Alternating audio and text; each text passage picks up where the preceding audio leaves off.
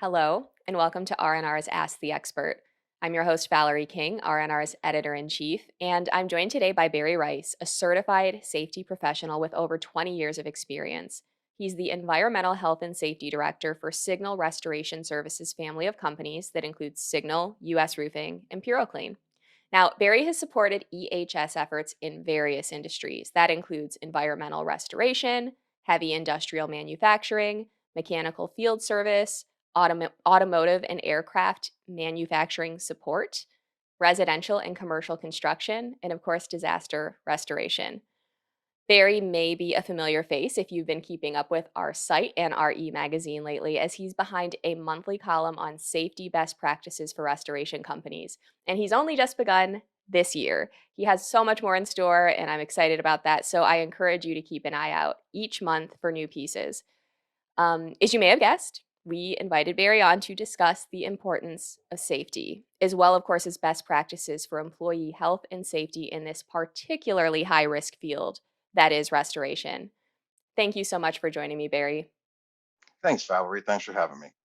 Yes, of course. Okay, to set the stage, could you kind of explain for us what your role as EHS director with Signal Restoration Services family of companies is, really what your main areas of focus are, and how you would describe your day to day?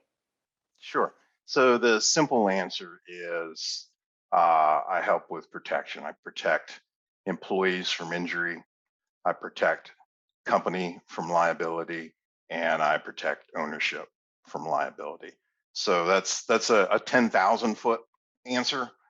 And to zoom in on that a little bit more, it's a very broad spectrum of, I guess you could say, services that I provide that has to do with EPA regulations, OSHA regulations, training, and even job site support on the job. So it's very broad. It deals with, as the title says, environmental, health, and safety. So there's a lot in that spectrum. Thank you. Yes, that Sure. sounds like a broad array. As mentioned earlier, you have more than 2 decades of experience as in environmental health and safety, including in other industries beyond restoration. So I'm wondering how the restoration industry compares to others you've worked in through the lens, of course, of safety. And how do those past roles maybe lend themselves to your current role? Yeah. So in the grand scheme of things, again, in a 10,000 foot level, the restoration industry is still, I would say, developing, and I don't mean that in a bad way. In that, it needs to come much further. It's still kind of growing, establishing standards and things like that. Versus, say, when I've worked for electrical motor manufacturer that was a business in 1900, or I've done. Uh, Work inside automotive manufacturing facilities with Ford and Chevrolet when they first established themselves. So a lot of those industries have established ways of doing things, and they've been doing that for 100 years plus. And the restoration industry is still, in that sense of things, still relatively new and still somewhat developing. Helpful context. So, in your expert opinion, what would you say the key safety hazards are that you see restoration contractors exposed to in their work? So I think it's kind of a sense of two things. It's first, what we do is very physical in nature. We have people going into buildings and removing items, cleaning, performing mold restoration, things like that. So it's very physical from that sense of it. And at the same time, we have exposure hazards to, I'll say, things, environments that we're trying to clean up and protect others from. So something we might breathe, something we might get on our skin, something we might get in our eyes. So we also have the hazards on that end. And so I think those are two of the big things. Thank you. So, what from what you see are the most common maybe missteps that are made regarding safety and restoration? I'm thinking that could be misconceptions or lack of education or just lack of investment. lack of enforcement. Yeah, anything along those lines that stand out in your mind. Right. So I'm a big proponent of having the basics nailed down. A lot of sports guys refer to basic blocking and tackling and that type of thing, technique. So again, thinking back, I mentioned companies at 100 plus years old. So uh, I think the restoration industry, specifically restoration companies, need to make sure that they've established a good, solid safety program and then build and implement on that. None of it is that tough. And it's kind of along those lines of a TV ad I saw like a year ago. Where do I start? And there's like this fictitious, well, not fictitious, there's this blue line on the ground that just need to step over and start their journey, so to speak. That's it's the same thing with restoration. I think the biggest thing is just establishing that safety program, then establishing training and moving step by step. Thank you. To Mhm. follow up on that, what would you say are the most common injuries you might see to restoration contractors? So going back to what I said about it being physical, strains and sprains are a big one. Shoulders, backs, and the again using your hands, cuts. So cuts from whether it be where you're putting your hands, or whether it be from slicing, cutting open drywall, that type of thing. Strains, sprains, cuts are the big ones for me. Ah, okay. So back to just fundamentally thinking about why safety, what makes it important. To state the obvious, prioritizing employee health and safety is fundamentally the right thing to do. I think we can all agree. But beyond that, there is a business case for safety. You kind of alluded to that a Yes. little bit earlier. Could you highlight some of the reasons to take safety seriously as a restoration company from that business perspective? Yes, absolutely. So uh, there's a multitude of answers there. Um, Retaining employees is a big one. Employees value safety and feeling safe and feeling secure. And yes, employees will jump companies for sometimes very little increase in pay, but in the long run, that safety and security on a grand scale is really important. It also protects it protects the company from liability. And from what I've observed and experienced is you don't really appreciate it until things really go bad, and then you really appreciate it. Just last week, I was working on a random OSHA investigation, in which case what we laid out for groundwork served us really well. So you don't know. And then last, excuse me, is the having the ability to perform commercial work, say from a small restoration company that might do restoration just in a residential setting. I like to call it playing with the big boys. In other words, working for larger companies, working on bids and things like that, you have to have an established safety program and a good safety track record if you're going to grow your company in that direction. And that's really really important. Yeah, a glimpse of the many different reasons to invest in safety. So I'm wondering if I'm a restoration company just kicking off my business, or maybe I've been in existence and looking to do better with my employee safety program.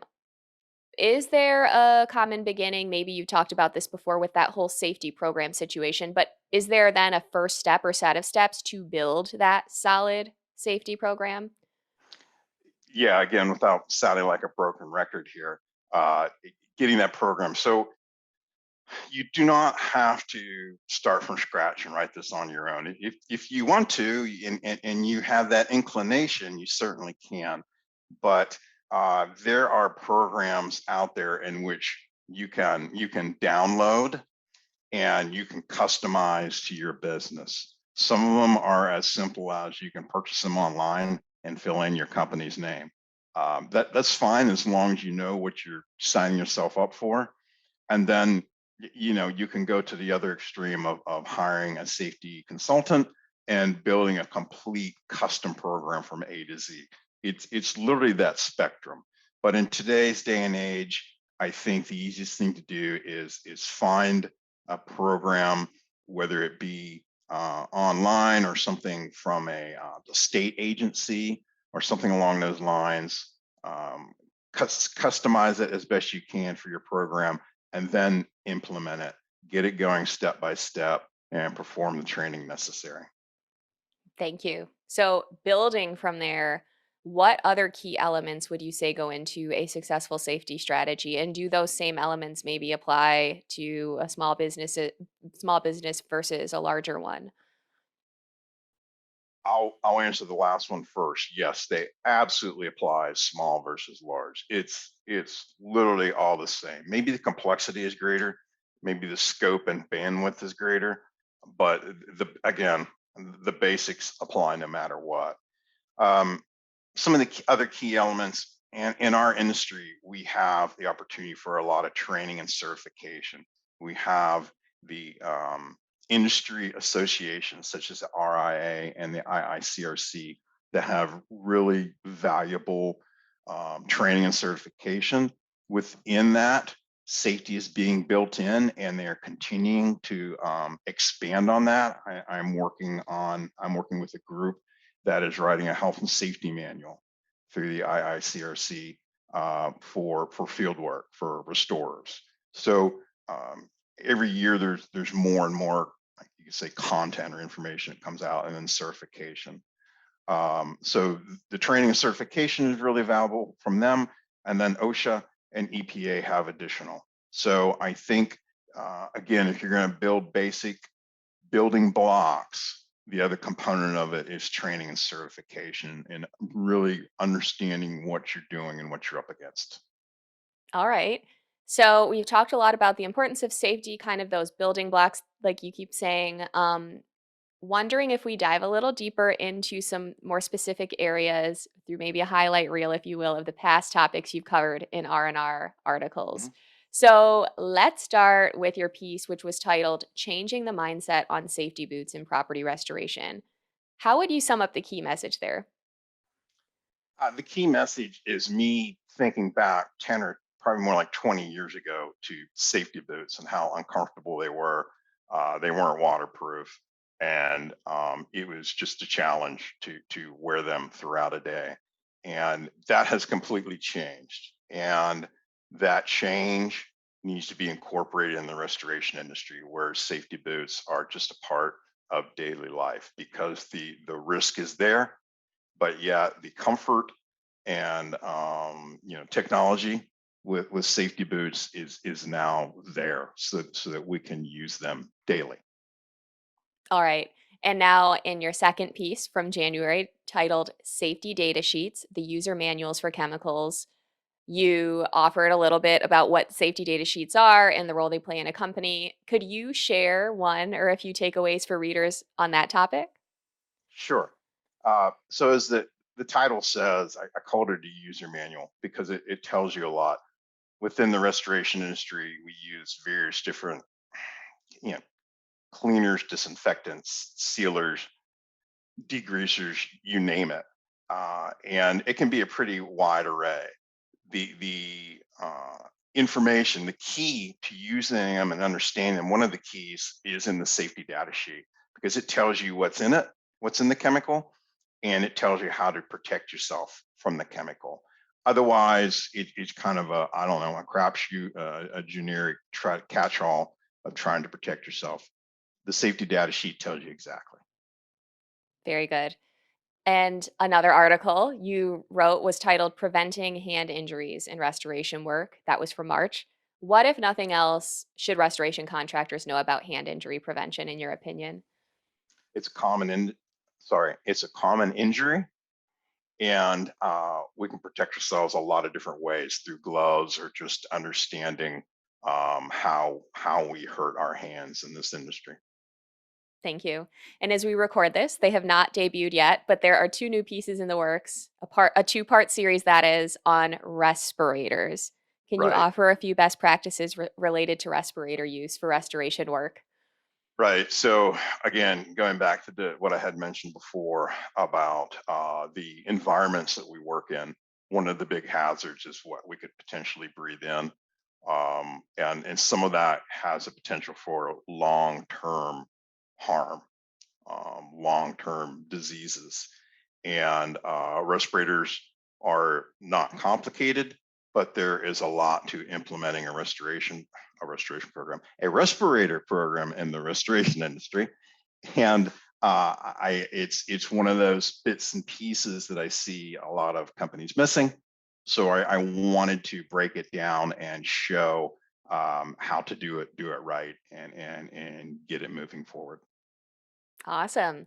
All right, before we go, I'm wondering if there are any trends or key themes within restoration and really the wider world that you think have an impact, that you think have implications for employee health and safety in this industry, whether that's advancements in safety tools or tech or events like the pandemic.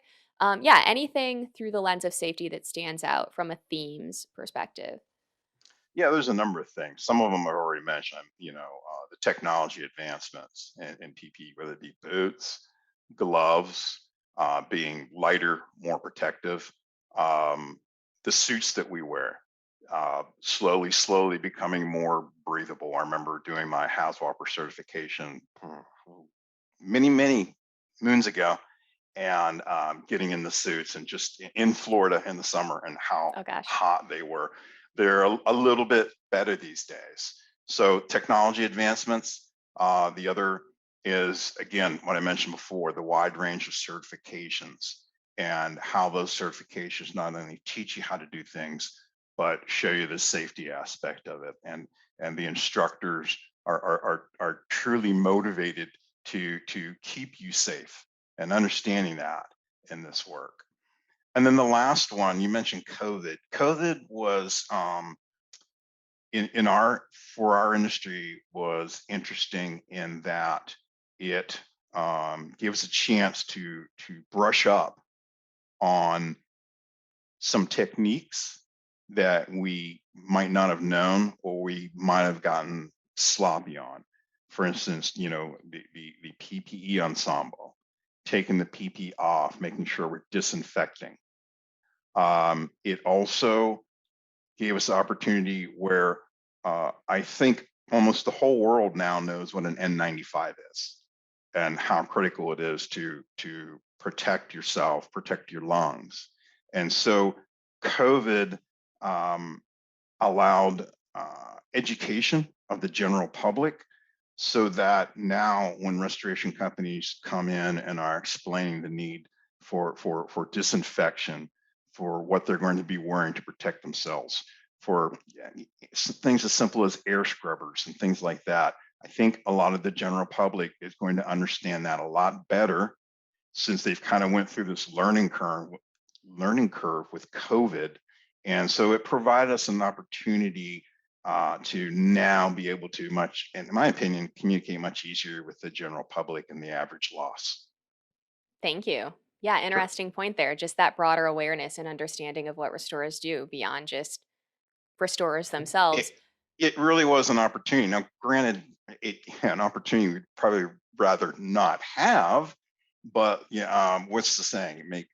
Make lemonade out of lemons. So the lemonade here is that we have a general public who understands what we're trying to do and how we're trying to protect them a whole lot better than 3 years ago. Yeah. Yes. So, Fortunately or unfortunately. Go ahead. yeah. Yeah, no, I just wanted to ask, last but not least, as we think about all of these elements of safety and how to bring it to life, you've you've sort of brought some of this up before, but wondering how you would sum up the resources you might point restorers and restoration business leaders to that you consider credible and useful as they invest in their safety programs and they want to have something to reference that's solid. Again, our industry associations, we have strong associations with very intelligent people leading it, and developing content and certifications. So RIA, IICRC, again, are great, provide great tools for the restoration industry to advance themselves. And then beyond that, I think there's more than the average restoration company understands. OSHA has a lot of training available. Most of it, I'll say local, at least on a state level, and that can vary. So take advantage of that. Take advantage of any type of EPA certifications. Some of it are really an integral part of what we do.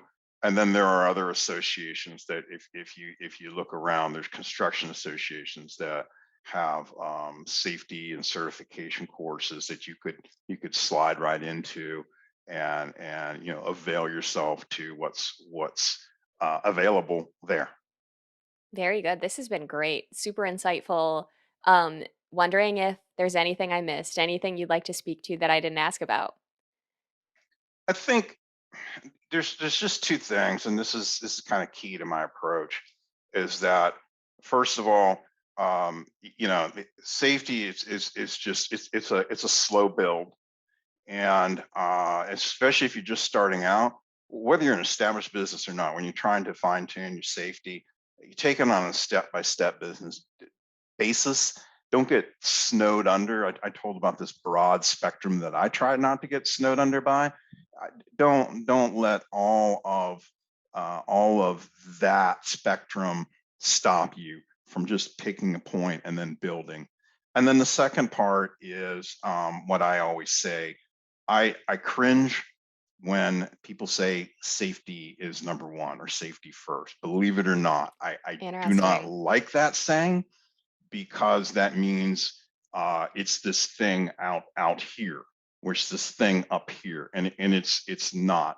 Safety needs to be an integral part of what you're doing every day. You wouldn't send technicians out to jobs if you didn't have equipment available to them. The ability to track the hours that the equipment's operating or monitor them, the ability to track the hours the technicians are working. You wouldn't do any of that. And having those different tools required available. Safety needs to be a part of that as well. Techs need to have the PPE available to them immediately. They need to have that safety training, understanding of how to do things. It needs to be an integral part of any business.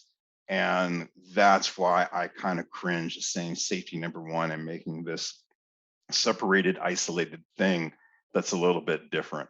It's not. It needs to be just part of your everyday businesses, and you build it and grow it just like you build every other aspect of your everyday business. That's a great note to end on.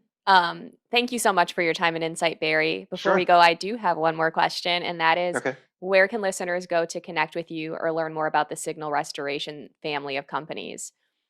Sure. So for Signal, we do a lot of our business tends to be a lot larger commercial type of work, and that's signalrestoration.com.